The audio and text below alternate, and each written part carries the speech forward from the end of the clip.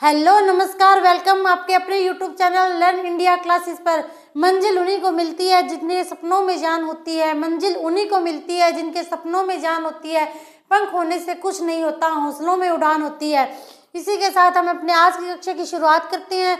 हमने अपनी पिछली कक्षा में समन्वय के परिचय के बारे में पढ़ा था। उसका क्या अर्थ है, उसकी क्या क्या विशेषताएं हैं और व्यवसाय में समन्वय का क्या महत्व है, इसके बारे में हम अपने आज की कक्षा में बात करेंगे। तो विशेषताओं के बारे में पिछली कक्षाओं में पढ़ा था कि समन्वय क्या होता है।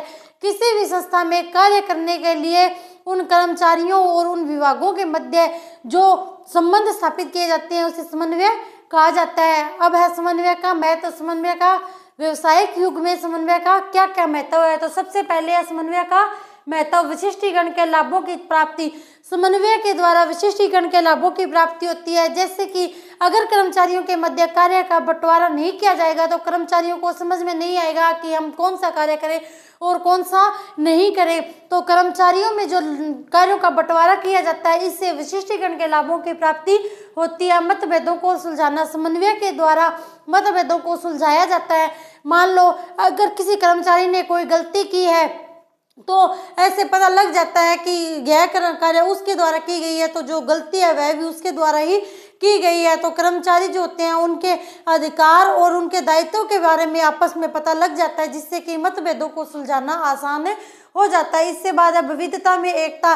कई प्रकार के व्यक्ति आपस में मिलकर कार्य करते हैं। कोई व्यक्ति कहीं का होता है, कोई कहाँ से आया हुआ होता है, तो सभी व्यक्ति जब मिलकर आपस में कार्य करते हैं तो समन्वय के द्वारा ही उनमें एकता स्थापित की जाती है। इसके बाद है कुशल कर्मचारियों को रोकना।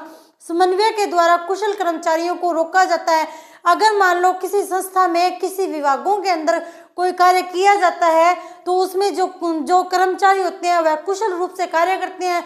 जब कार्यों का बंटवारा उनके अंदर कार्यों का बंटवारा किया जाएगा, उनमें समन्वय स्थापित किया जाएगा, तभी पता लगेगा कि किनके द्वारा कुशल रूप से कार्य किया जा रहा है और किनके द्वारा कुशल रूप से कार्य नहीं किया जा रहा है।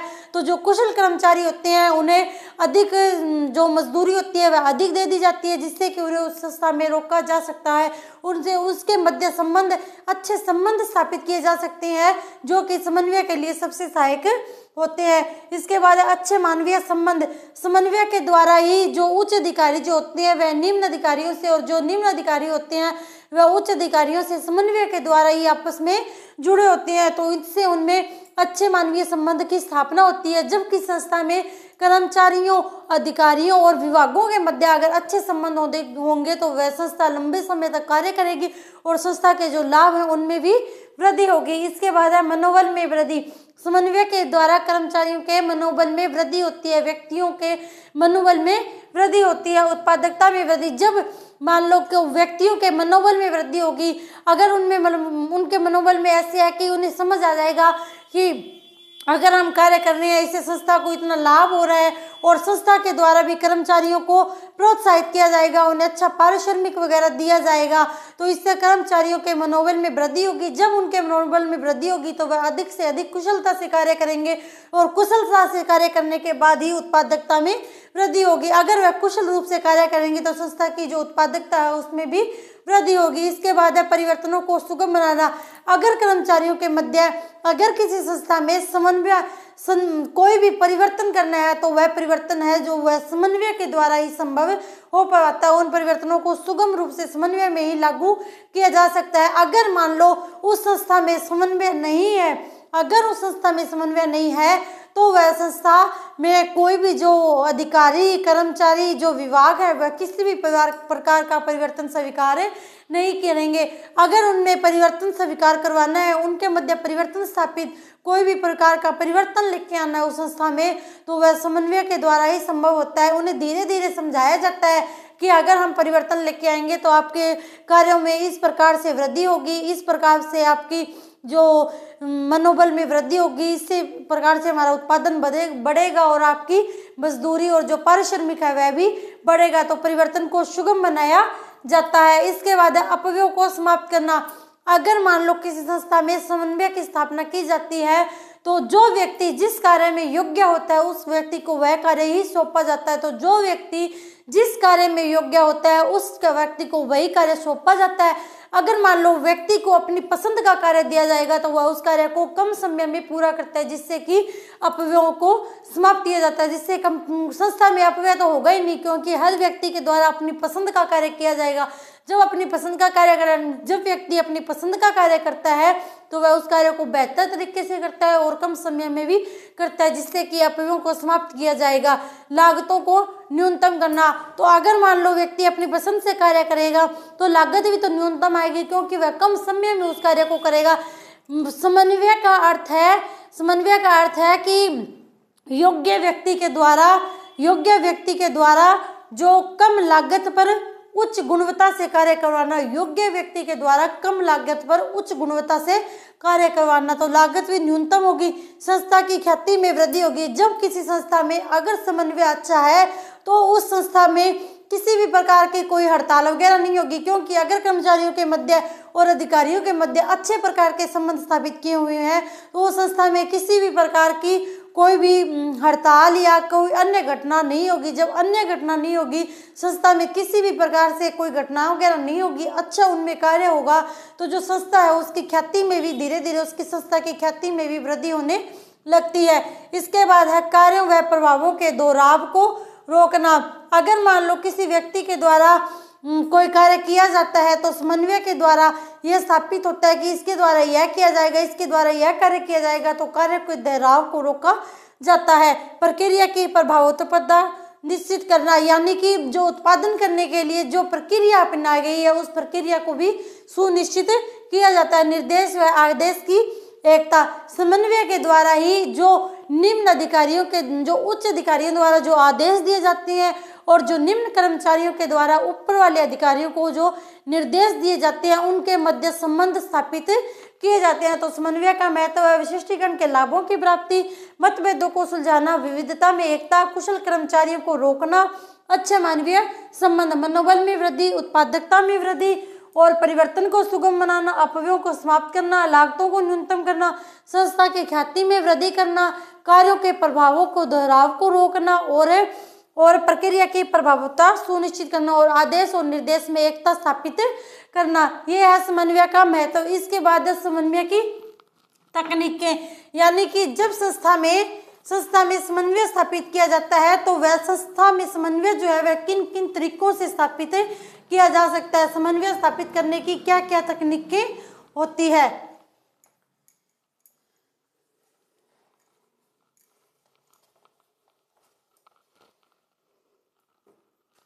समन्वय की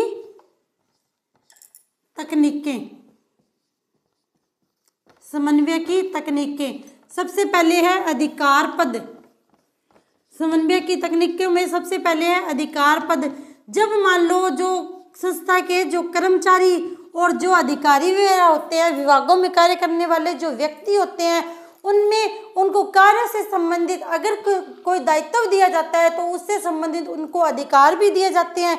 जब उनको आपस में उनके कार्य और अधिकारों के बारे में बताया जाता है तो अच्छी तरह से समन्वय स्थापित हो जाता है। दूसरा है प्रभावी संचार प्रणाली।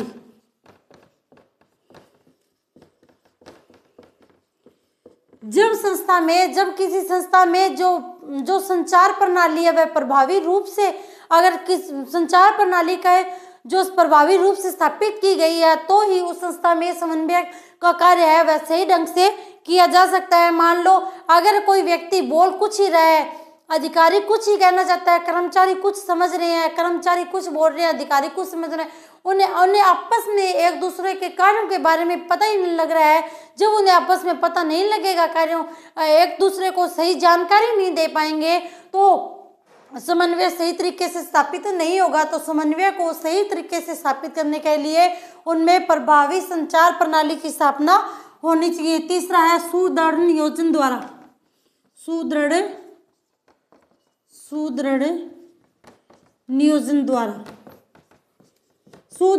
द्वारा, यानी कि जब संस्था में योजनाएं बनाई जाती है, किसी कार्य को करने के लिए, संस्था की स्थापना करने के लिए जब योजनाएं बनाई जाती है, तो अगर उसी समय से समन्वय का कार्य शुरू कर दिया जाता है तो समन्वय का कार्य उस योजना के साथ साथ चलेगा, जिससे कि वह समन्वय जो है वह उस संस्था में सही तरीके से स्थापित हो पाएगा, जिससे कि सुदृढ़ उस संस्था का जो नियोजन है वह सुदृढ़ तरीके से हो पाएगा। अगला है स्थायी योजनाओं बनाना। स्थायी योजना बनाना,